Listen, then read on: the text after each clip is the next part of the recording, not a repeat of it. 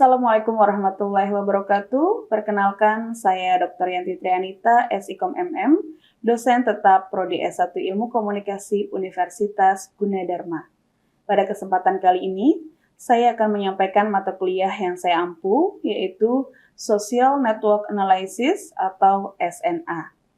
Mata kuliah ini diperuntukkan bagi mahasiswa program studi ilmu komunikasi semester 5 dengan kode mata kuliah IT 081240 dan bobot 2 SKS. Perkuliahan dilaksanakan dalam 16 kali pertemuan yang terdiri atas 14 kali pertemuan untuk penyampaian materi serta masing-masing satu pertemuan untuk ujian tengah semester UTS dan ujian akhir semester atau UAS. Adapun mata kuliah ini akan mempelajari yang pertama adalah terkait dengan konsep, teori, metode, dan penerapan analisis jaringan sosial dalam bidang ilmu komunikasi. Kedua, mata kuliah ini juga akan mempelajari mengenai proses pembentukan jaringan sosial, kemudian representasi dan visualisasi jaringan, serta teknik pengumpulan dan juga analisis data menggunakan perangkat lunak SNA, hingga penerapannya dalam penelitian fenomena komunikasi di dunia nyata maupun media sosial. Luaran mata kuliah ini adalah mahasiswa mampu merancang, menganalisis, dan memvisualisasikan penelitian berbasis social network analysis untuk mengkaji fenomena komunikasi. Sebagai implementasinya, mahasiswa secara berkelompok mengerjakan proyek penelitian menggunakan metode SNA dan menyajikan hasilnya dalam bentuk laporan ilmiah serta presentasi. Adapun capaian pembelajaran lulusan atau CPL Prodi pada mata kuliah ini yaitu CPL 4, mampu melaksanakan penelitian dengan metodologi yang tepat untuk memecahkan permasalahan di bidang komunikasi, media, dan digital, komunikasi sosial dan budaya, komunikasi pembangunan, dan berkelanjutan. Selanjutnya, capaian pembelajaran mata kuliah atau CPMK yang diharapkan antara lain 1.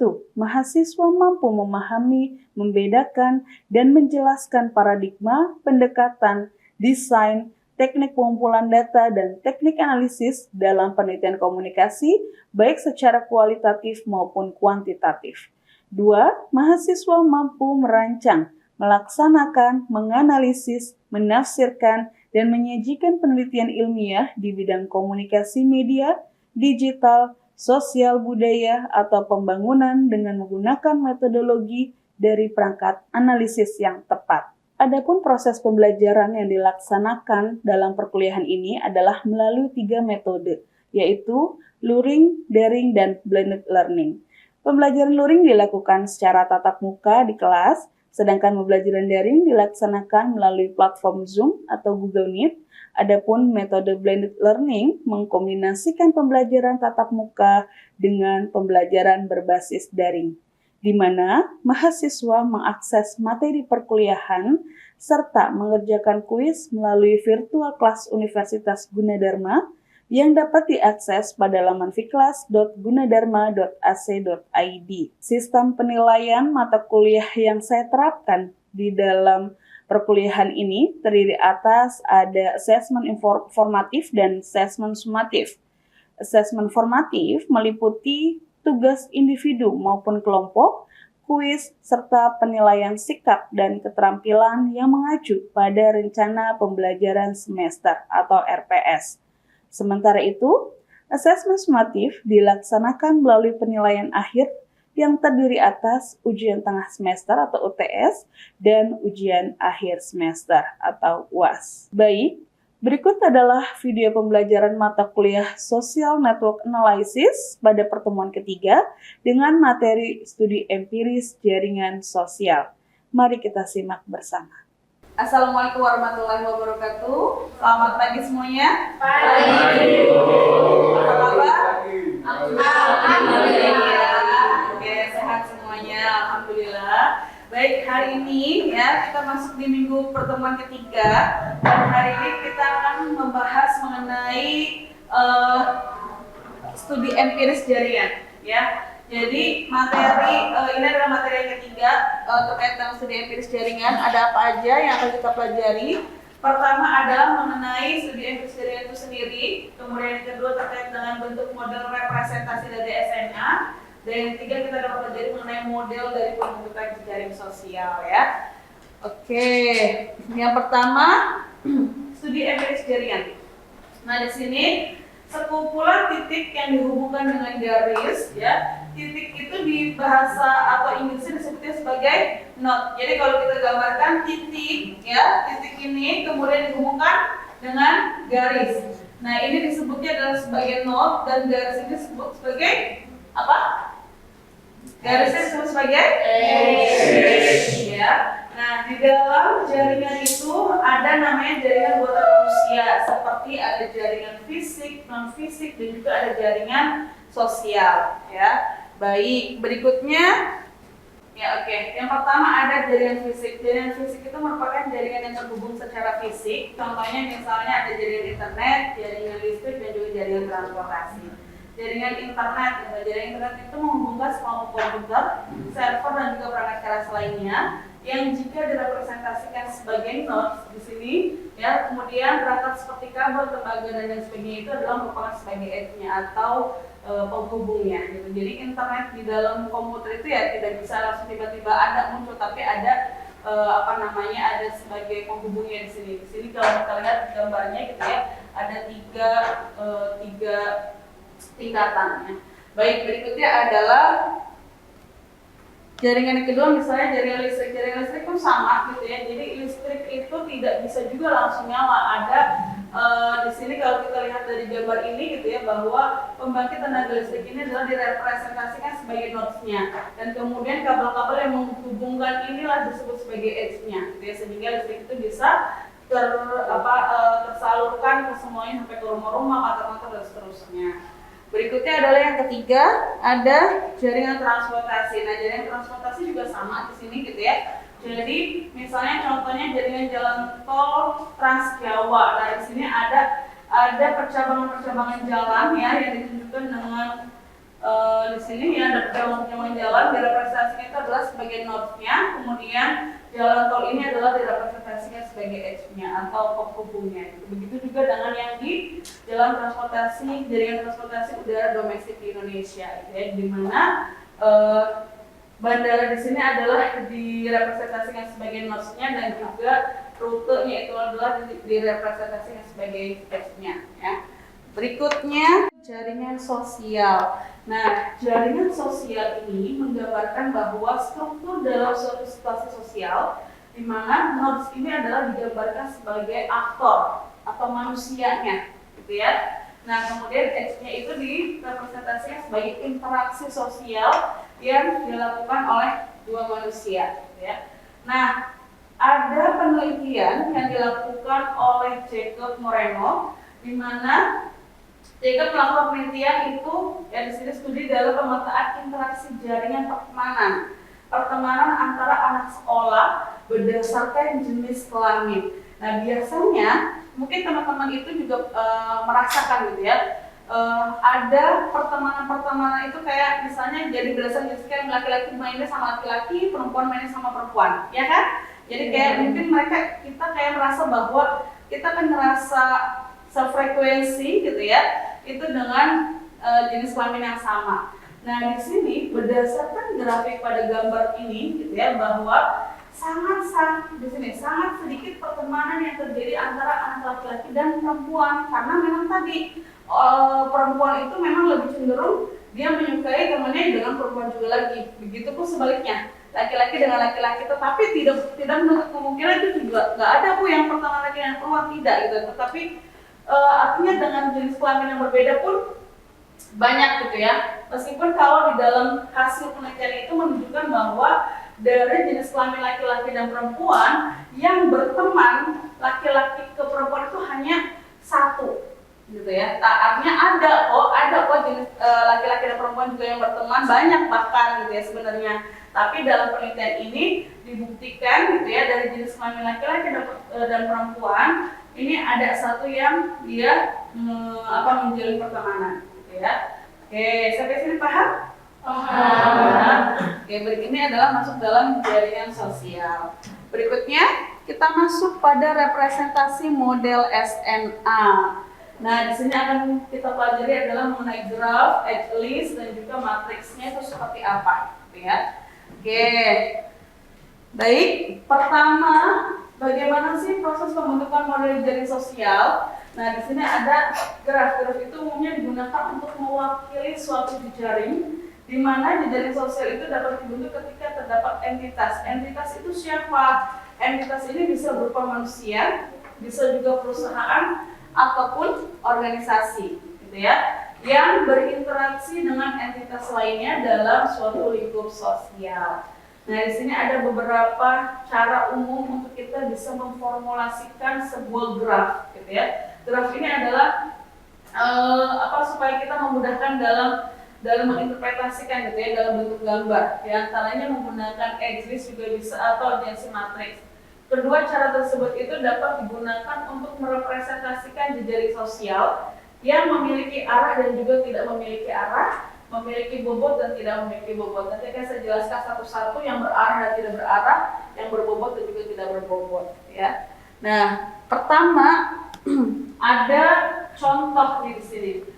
Contoh, ada sebuah percakapan, ada Amel, Benny, Dito dan Amel, gitu ya. Ada Dito dan Cika sebenarnya. Jadi ada 4 aktor di sini, ya kan? Kalau kita lihat. Nah, ini adalah percakapannya. Artinya kalau kita bahas dari sini, kalau bisa diminta untuk dibuat grafnya seperti apa, gitu ya, dari percakapan ini.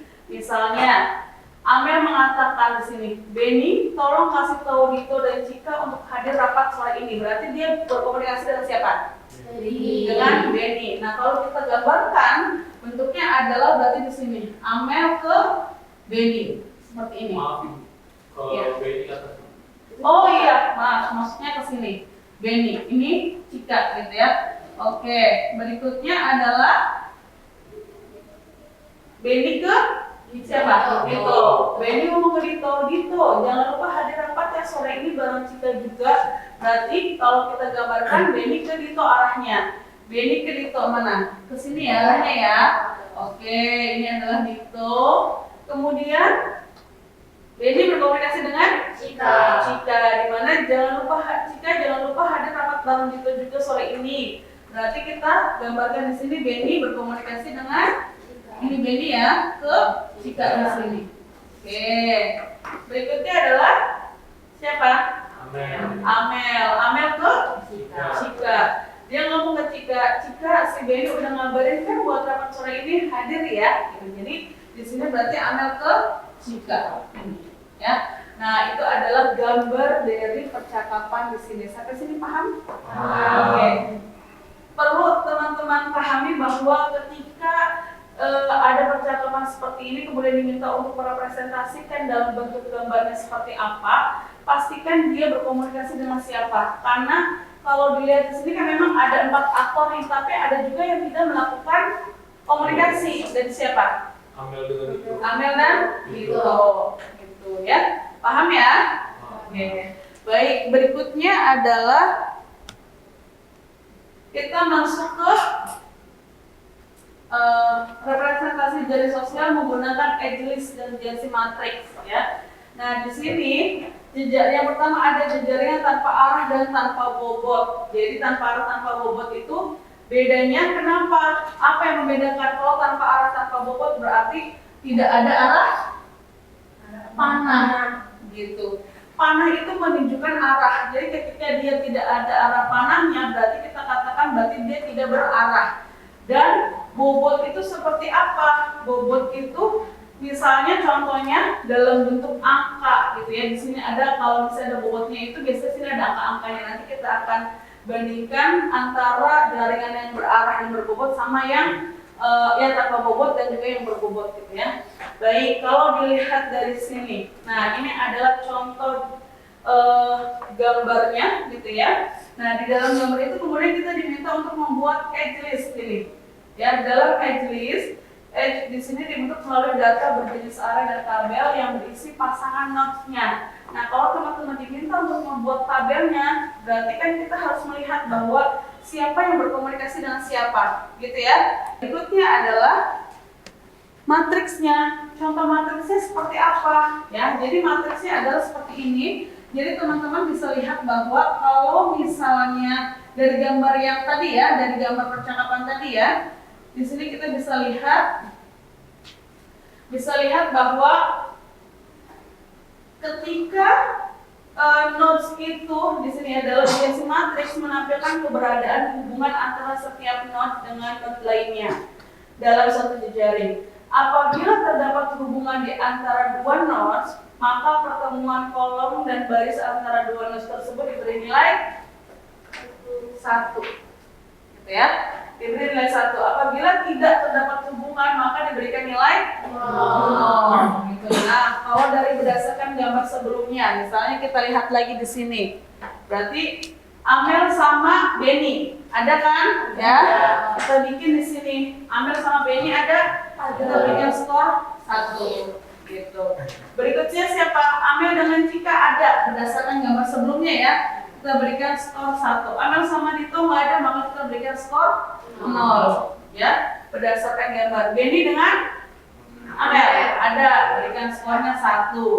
Benny dengan Cika juga ada, berikan skor 1. Begitu juga Benny dengan Dito berikan skor 1. Cika dengan Amel dan seterusnya. Intinya adalah setiap nodes yang melakukan atau yang berkomunikasi gitu ya, maka kita berikan skor 1. Kalau dia tidak ada komunikasi, maka kita berikan skor 0. Gitu. Paham sampai sini? Baik, berikutnya adalah sekarang saya minta teman-teman untuk coba dari gambar ini dibuat edge list-nya dulu. Ya, ingat edge list itu berarti apa? Dipasangkan tuh nodes yang satu dengan nodes yang kedua gitu ya, atau yang berhubungan tadi. Oke, silakan siapa yang mau menjawab dari soal ini dan dibuat edge list-nya. Saya Bu. Ya, oke, silakan Boba. Maju.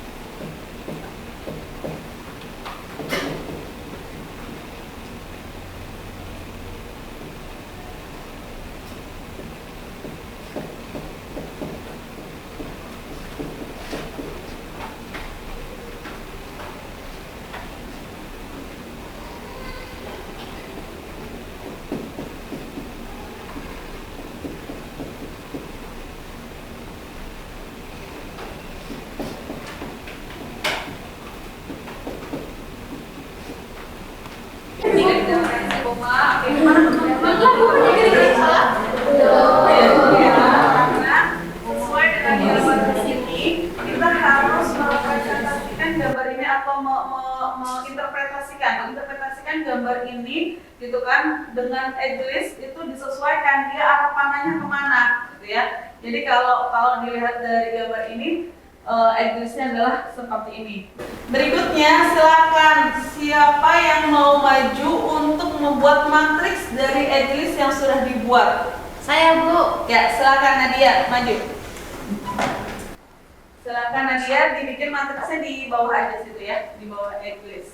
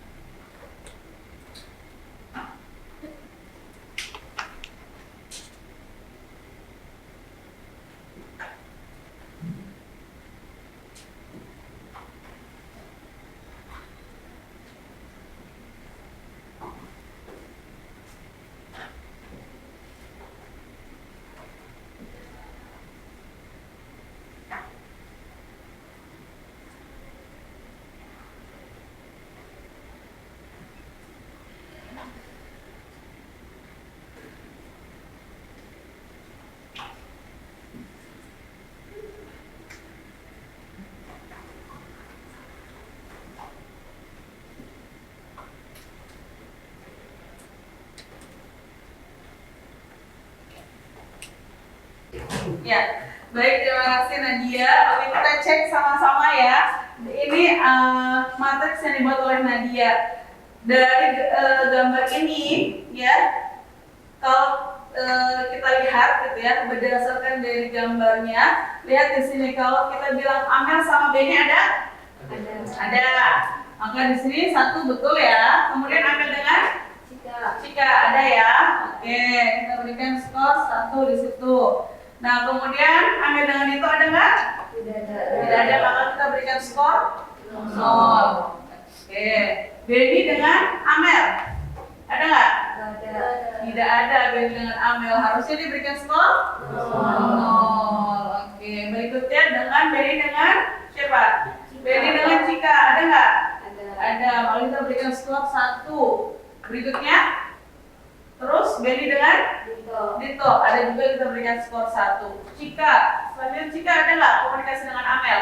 Nggak ada, maka kita berikan skor 0. Kemudian Cika dengan Beni ada nggak? Nggak ada juga, maka kita berikan skor 0. Kemudian Cika dengan Dito tidak ada juga ya, karena Cika tidak berkomunikasi dengan siapapun di sini dari Cika ya. Kemudian Ditonya berkomunikasi dengan Amel nggak? Tidak, maka tulis 0. Terus Dito dengan Beni ada? Tidak ada, karena ingat lagi berarah. Arahnya kemana nih panahnya? Karena kan arah panahnya hanya dari Beni ke Dito, bukan Dito ke Beni. Maka artinya Dito ke Beni tidak ada di sini ya. Dito ke Beni berarti 0. Dito ke Cika ada nggak? Ada, ini ya. Oke, mari kita berikan skor 1. Nah, ini adalah matriks dari gambar ini. Paham sampai sini? Paham. Baik, berikutnya kita masuk di bagian yang ketiga mengenai model pembagi jejaring sosial. Jadi di sini model pembagi jejaring sosial adalah jejaring sosial ini pada awalnya diasumsikan berasal dari hubungan yang terbentuk secara acak, gitu ya, di mana entitas itu saling terhubung dengan probabilitas yang tertentu. Namun pada dunianya ternyata hubungan ini tidak terjadi secara acak, gitu ya. Dan di sini ada beberapa pertimbangan khusus yang menjadi dasar dari keberadaan hubungan antara entitas. Pada pembahasan ini kita juga membahas mengenai model-model jejaring mulai dari yang paling sederhana sampai yang paling kompleks. Nah, yang pertama adalah model punya Erdős-Rényi. Nah, model Erdős-Rényi ini ya mengasumsikan bahwa kompleksitas sistem itu dapat direplikasi dengan menempatkan edge secara acak di antara node-nya. Nah, di sini kan yang disebut edge-nya itu yang mana? Garis-garis ini kan? Nah, ini adalah nodes-nodes-nya ya. Oke. Nah, ini bentuk jaringannya. Jadi dia masih acak-acakan, itu adalah model yang pertama gitu ya. Di mana model jaringan ini umumnya hanya membutuhkan nodes dan juga edge. Jadi nodesnya ini adalah ini, bulat-bulat ini, dan garis-garis ini adalah disebut sebagai edge-nya. Di mana permasalahannya adalah bagaimana memodelkan edge itu di antara nodes untuk mereplikasi sistem yang sesungguhnya. Jadi model jaringan seperti ini pertama kali dibuat oleh Erdős-Rényi. Jadi masih sangat ini ya, masih sangat sederhana. Jadi hal ini sesuai dengan definisi jaringan acak, makanya dia masih acak-acakan modelnya, gitu ya. Oke, jadi belum berbentuk. Nah, kemudian yang kedua ada model punya Watt-Storgate di sini, di mana, nah dari jaringan acak ini kemudian disempurnakanlah dengan model yang kedua. Kelemahan di model jaringan yang punya Rényi tadi yang pertama itu ya, yang tidak dimiliki itu adalah pertama, tidak adanya karakteristik pengelompokan di antara anggota karena nodes itu terhubung dengan probabilitas yang sama atau acak tadi gitu ya. Kemudian rendahnya koefisien pengelompokan atau clustering koefisien, dan yang ketiga tidak adanya hook dalam jaringan. Nah, sehingga di sini adanya model small word namanya gitu ya, punya Watt-Storgate, di mana model jaringan Watt ini mengatasi keterbatasan yang nomor satu tadi gitu ya, dengan melakukan ekstensi terhadap jaringan acak dengan menjelaskan pengelompokan di antara nodes-nya. Nah, kemudian ekstensi yang dilakukan ini adalah melakukan interpolasi antara struktur acak dari model Rényi dan struktur jaringan cincin yang teratur sehingga menghasilkan fenomena namanya small world ya. Oke. Oke, baik. Ya. Selesai materi sampai di sini. Ada pertanyaan untuk materi hari ini? Aman ya? Semua sudah paham? Oke, terkait dengan jaringan, kemudian interpretasi terkait dengan graf gitu ya, kemudian address dan juga matriks gitu ya. Matriks ada yang berbobot dan ada yang tidak berbobot, ada yang berarah dan tidak berarah untuk graf itu sendiri. Jadi teman-teman harus bisa membedakan ketika nanti diminta untuk membuat address seperti apa, matriksnya seperti apa, itu harus tahu gitu ya. Dan kemudian untuk di minggu ketiga ini saya akan memberikan tugas ya. Tugasnya adalah teman-teman saya minta untuk membuat graf ya. Jadi gambar yang seperti sebelumnya saya jelaskan. Jadi menggambarkan bagaimana percakapan dalam satu hari gitu. Jadi kayak teman-teman nih satu hari ini berkomunikasi dengan siapa? Komunikasi kan ada in, ada out gitu ya. Bisa jadi kalian yang ke orang lain atau ada juga yang orang lain ke kalian komunikasinya. Nah itu kalian tuliskan dalam waktu satu hari gitu ya. Jadi dalam satu hari itu berkomunikasi dengan siapa aja, tuliskan dan gambarkan dalam bentuk grafnya seperti apa. Paham? Oke. Nah untuk deadline-nya, pengumpulannya ini waktunya 1 minggu gitu ya. Tapi untuk proses atau komunikasi yang nanti akan dibuatnya itu hanya cukup 1 hari aja, nggak perlu sampai 1 minggu gitu ya. Jadi nanti deadline pengumpulannya sampai sebelum minggu depan pertemuan lagi gitu ya. Oke. Ada pertanyaan untuk tugasnya? Cukup? Baik, kalau cukup berarti untuk pertemuan minggu ini kita selesai. Semoga apa yang saya sampaikan teman-teman mengerti dan paham. Dan untuk tugasnya dikerjakan gitu ya, mengenai komunikasi yang terjadi dalam satu hari dari masing-masing teman-teman sendiri. Pasti itu kayak akan berbeda-beda nanti akan gambarnya gitu ya. Oke, cukup dari saya. Semoga semuanya sehat selalu. Assalamualaikum warahmatullahi wabarakatuh. Demikian video pembelajaran mata kuliah SNA dengan materi studi empiris jaringan sosial. Video ini disusun sebagai salah satu persyaratan dalam penyusunan dokumen pernyataan diri dan unjuk kerja Tridharma Perguruan Tinggi atau PDD UKT-PT untuk sertifikasi dosen gelombang 1 tahun 2026.